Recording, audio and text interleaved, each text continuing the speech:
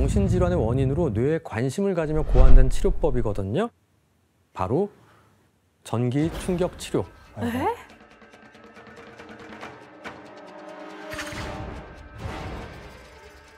뭐 영상으로 확인해 보죠. 너무 무서워.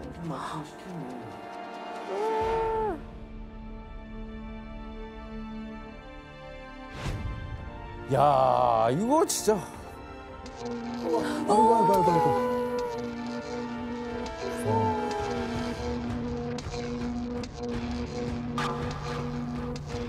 신경이 살아. 오. 오래 하네. 저렇게 되는구나.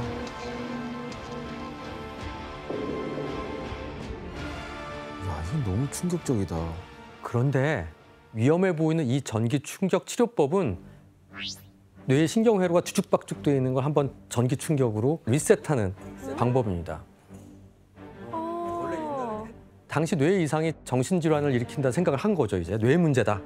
뭐 악마도 아니고 뭐 신도 아니고. 뇌까진 갔네 그래도. 예, 그렇죠. 이 치료법은 1938년 이탈리아 출신의 의사인 우고 첼레티와 루치오 비니가 개발했습니다. 이들이 뇌전증을 앓고 있는 환자를 본 거예요. 환자가 신기하게 간질을 하고 나면 우울증이 완화되는 걸 본 거예요. 사실 뇌전증이라는 게 생각해 보니까 뇌에 비정상적인 전기 신호가 발생, 경련이 막 일어나는 거거든요. 그래서 거꾸로 정신질환자 뇌에 전기 자극을 주면 좋아지지 않을까? 가설을 세운 거죠. 또 마침 경찰이 길거리에서 신원 미상의 정신증 환자를 데리고 왔어요. 그래서 이 연고 없는 환자한테 지금 한 말도 안 되는 얘기지만 뇌에 반복해 전기 자극을 줬어. 그래서 경련을 일으키는 시도를 했습니다. 당시 치료를 주도한 칠레티와 환자의 대화가 남아있는데요. 지원 씨와 규현 씨가 한번 읽어주실래요? 90볼트를 올려보세요. 아니, 뭐야, 멀쩡한데? 환자분 무슨 일 있었죠? 모르겠어요. 아마 잠들었나 봅니다. 100볼트. 죽었는데? 어떡하지? 보세요. 두 번째는 진짜 죽을 뻔했습니다. 좀 말 잘하네요. 자, 계속해봅시다. 이게 뭔 대화예요, 이게? 전기를 맞고 어떻게 말을 할 수가 있지? 자, 이들은 환자가 버틸 전압을 실험을 통해 찾고 있었던 거예요. 이 결과는 신기하게 증세가 호전됐어요. 와. 이게 효과가 있었다고요? 그래서 일단 극적으로 호전되는 모습을 보게 되니까 전기 충격 치료를 적극적으로 시도해 보게 됐습니다. 곧 많은 병원에 시행됐고 미국에서는 의학 교과서에도 실리게 됐죠.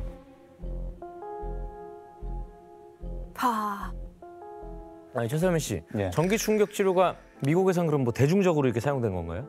1985년 미국 의학회지에 따르면 우울증 단기 치료로 전기 치료만큼 효과적인 치료는 없다라고 인정이 됐어요. 네, 맞습니다. 근데 실은 지금도 우리나라에서도 많이 하고 있어요.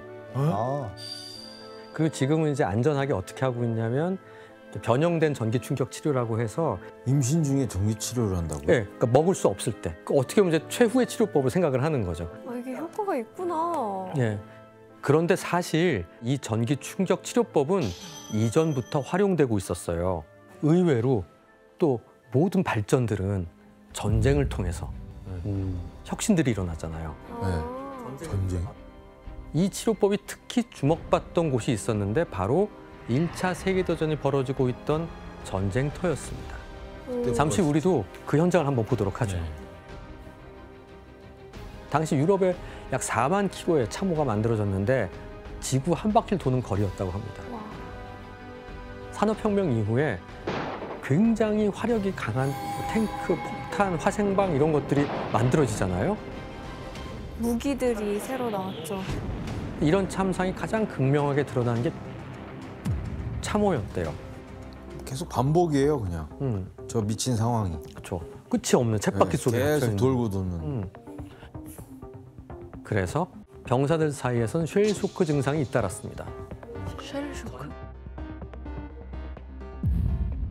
특별히 충격적이거나 스트레스가 심한 상황을 경험한 후에 심한 우울이나 불안, 공황, 뭐 재경험, 악몽 이런 건데 즉 PTSD라는 거에 개념이 생기게 돼요.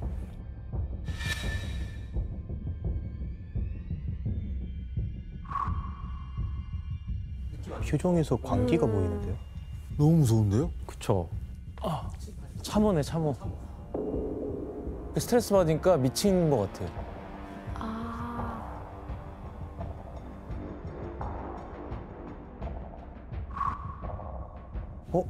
아, 아, 숨는구나. 침대 밑으로 숨는구나. 맞아. 무슨 소리만 들려도 전쟁터도 아닌 참호에 있는 것처럼 침대 밑으로 숨으라고 하고요. 아주 제정신으로 있을 수가 없어요. 아, 어떡해. 안타깝다. 총 잡은 손인가 봐.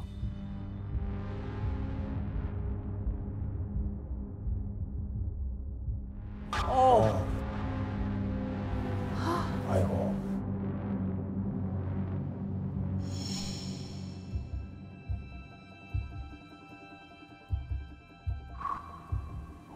어떡해. 다리가 멀쩡한데도 못 걷죠.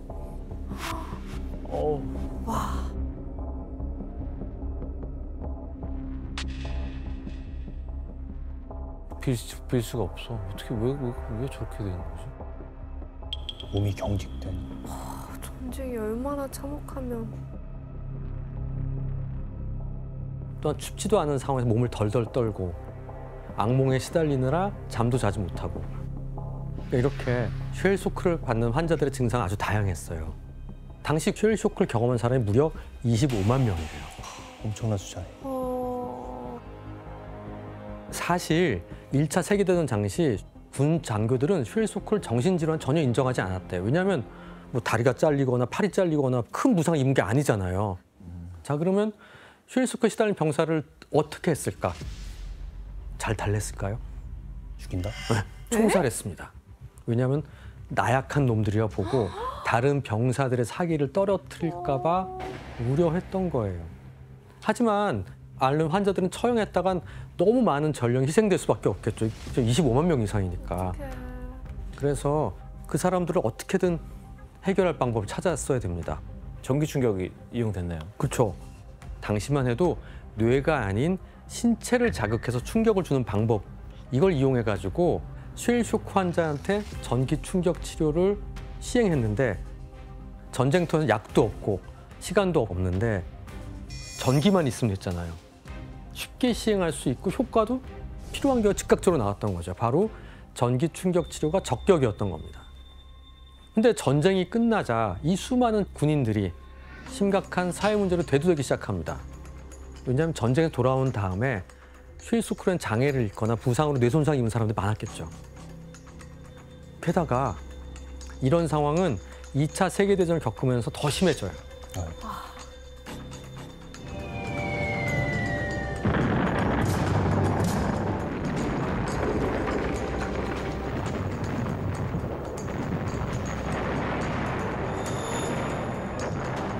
특히 미국에선 전쟁이 끝나자 1947년부터 정신질환 이후로 연금을 받는 재향 군인이 약 50만 명까지 육박하게 됩니다.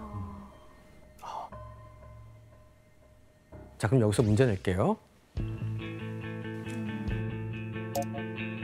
재정적 부담과 병상 부족의 이유로 미국을 기점으로 충격적인 정신질환 치료법이 전 세계에서 큰 인기를 끌어올리게 됐는데 과연 무엇일까요? 병상 부족이니까 뭐 누워서 하는 건 아닌가 보네. 빨리 퇴원시킬 수 있는 빨리 퇴원시킬 수 있는 거. 네, 스텔라장 씨. 전두엽 절제술? 오, 스텔라장 씨 정답입니다.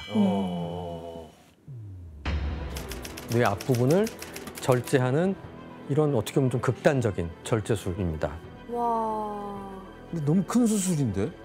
예, 맞습니다.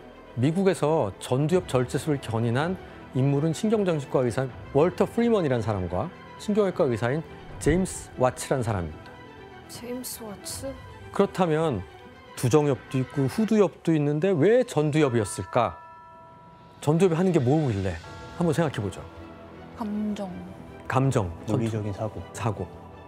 전두엽의 앞부분에 위치한 특히 전전두엽, 전두엽? 이런 게 손상되면 독립적인 판단 능력, 결정력, 감정 표현 능력이 줄어들고요. 무엇보다 충동성, 그 부분들과 연관되어 있을 거라 생각을 해서 실제로 월터와 제임스는 정신질환자들의 이런 변화가 생기는 걸 보고 심한 공격성이 사라졌다고 생각하게 된 거죠. 그럼 교수님 전두엽 절제술은 뭐 어떤 식으로 진행이 돼요? 수술은 먼저 두개골을 뚫는 것부터 시작해서요. 당시 전두엽 절제술엔 어떤 도구가 사용되는지 한번 보죠.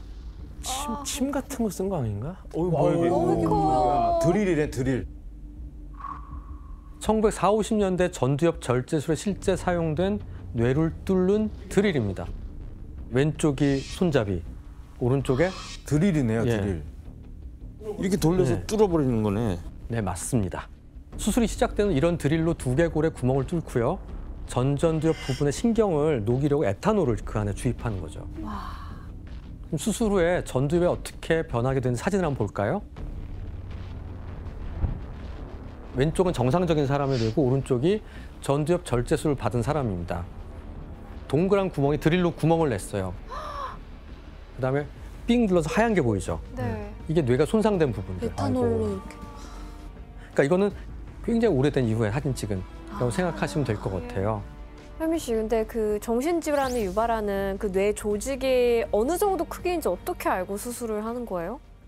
사실은 두 의사도 몰랐다고 해요. 그래서 이게 너무 적게 절제하면 효과가 없을 것 같고 너무 크게 절제하면 환자가 사망할 수도 있기 때문에 딜레마가 있었다고 합니다. 그래서 기준을 세웁니다. 환자가 방향 감각을 잃기 시작하는 그 기미가 보이는 지점, 거기까지 절제를 했다고 해요. 그래서 이것을 가늠하기 위해서 국소 부위만 마취를 진행하고 수술을 시작했다고 하는데 다시 말해서 깨어있는 상태로 수술이 진행됐다고 하는 거죠. 깨어있는 상태로요? 야 이건 진짜 와. 이제 이런 수술이 대중화되었는데 대중화요? 나중에 케네디 대통령의 누나인 로즈마리 케네디도 전두엽 절제술을 받았다고 합니다. 맞아요. 그때 케네디 편에서 그 케네디 가문이 숨기고 싶어했던 그 여성분이 수술을 맞습니다. 받았다고 한 게 예. 기억이 나요. 그렇다면 상류층 지방까지도 수술을 받을 정도로 왜 이렇게 인기를 끌었을까요? 왜냐하면 당시 최초로 전두엽 절제술을 시행한 포르투갈 신경과 의사가 있는데 안토니오 에가스 모니스라는 사람인데 이 사람이 노벨상을 받았어요. 노벨상이 좀 여러 일을 하죠. 노벨상이 받으면 안 되는 상 아닌 것 같은데요? 같은데. 그러니까 전두엽 절제술은 회수해야 노벨상을 돼요. 받은 치료법의 후광을 딱 업으니까 설마 이게 나쁜 거겠어? 정말 끝장이지. 노벨상을 누가 의심하겠어. 뭐 퇴수해 오나요? 그거 예. 준 거는? 네, 한번 받았으니까. 게다가 일부 성공적인 사례가 유명잡지 소개된 거죠. 그래서 중증 정신질환자들에겐 그 최첨단 치료이자 마지막 희망이야 라는 인식이 컸어요. 이게 지금 1900년대 얘기하는 거죠, 지금? 예. 아이고. 근데 게다가 이게 한 단계 업그레이드 돼요. 프리먼이라는 사람이 마취가 필요 없는 혁명적인 방법을 고안하면서 더 큰 주목을 받게 됩니다. 두개골에 직접 구멍을 뚫지 않고도 전전두엽 파괴하는 데 활용했던 어떤 도구가 있어요. 바늘 아니에요, 바늘? 바늘보다 조금 두꺼운 얼음을 깰 때 사용하는 아이스픽 있죠. 날카로운 얼음 송곳, 좀 긴 거.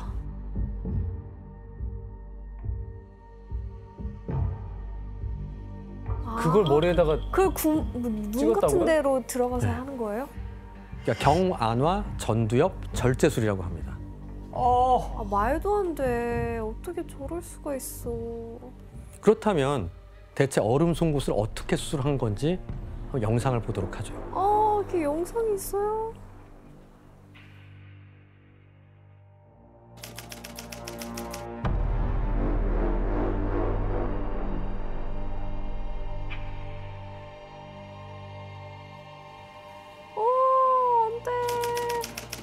안 돼, 안 돼, 안 돼. 와.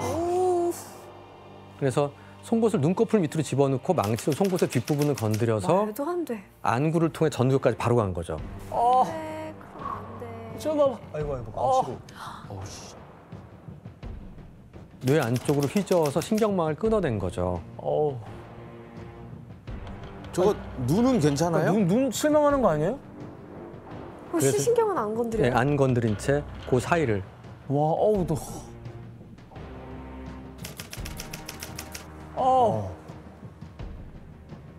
12분 만에 바로 끝낼 수 있는 정말 빨리 했다 하면 필요에 따라 엄청 좋아질 수 있는 이런 수술이었던 거예요. 절제술 수술 비용은 $250였습니다. 현재 환율로 계산하면 약 436만 원.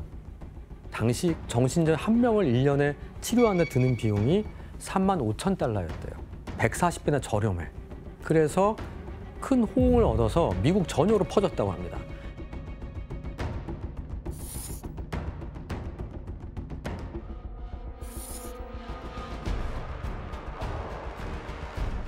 (49년) 한 해 동안만 5,074명이 이 수술을 받았고요. 제일 피크일 때는 18,000명이 전두엽 절제술을 받게 됐습니다. 그 당시로서는 혁명적이라고 생각했겠네요. 예. 그래서 제가 궁금한 게 이게 그렇게 많은 사람들이 이 수술 받았는데 환자들이 괜찮았어요? 정말 궁금하시죠? 네. 네. 실제로 프리먼한테 수술받은 환자의 모습이 영상으로 남아있죠. 남아 있습니다. 함께 보실까요? 어땠을까? 실제로 프리먼한테 수술받은 환자의 모습이 영상으로 남아있죠. 남아 있습니다. 함께 보실까요? 어땠을까?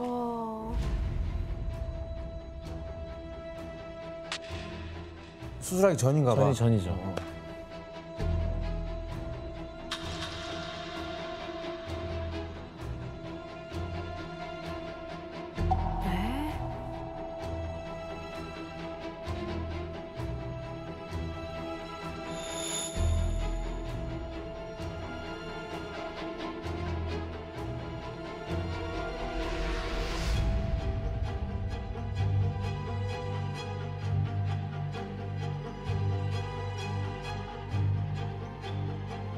통제하기 쉬워졌다.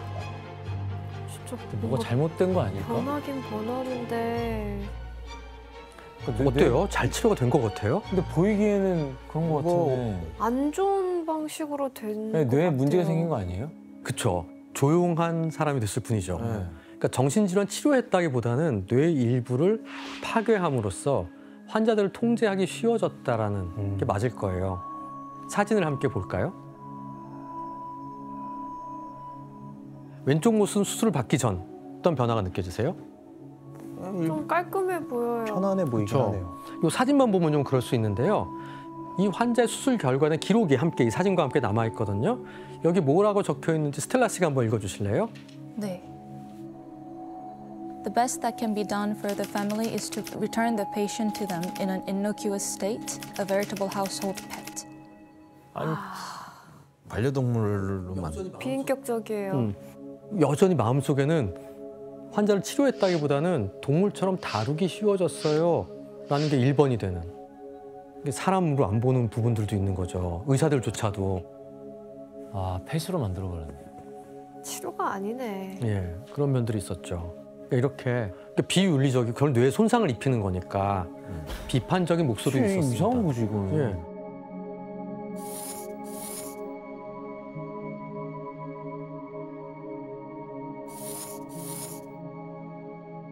그래서 1977년에 미국 의회에서는 조사단을 들여 몇십 년 후에 꾸렸어요. 이 수술법을 면밀히 검토해서 자, 어떤 결과가 나왔을까요? 하면 안 된다. 하면 안 된다? 다양한 근거들을 종합해서 극히 일부의 환자에서는 적절히 시행하는 경우에 효과가 있다라고 보고했습니다.